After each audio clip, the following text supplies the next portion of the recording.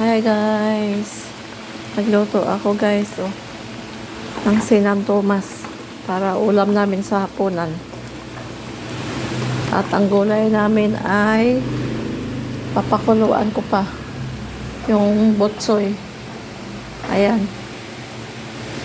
I-steam lang siya. Tapos lagyan ng oyster at saka sesame oil para may gulay naman. At yun naman, pumpkin soup. Ibigay namin sa nanay ni Madam. Kasi pinapagawa ako ng pumpkin soup.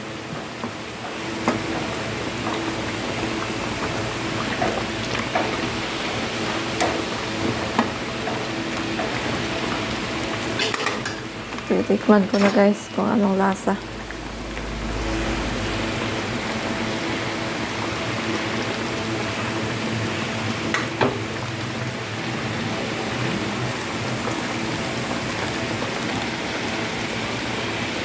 Ganyan po ako tumikim ng niluluto ko guys. Lalagay ko muna sa kutsara bago ko anuhin. Ayan guys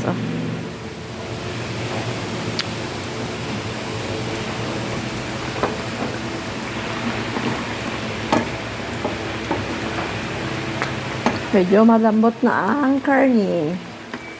Palalaputin ko na lang.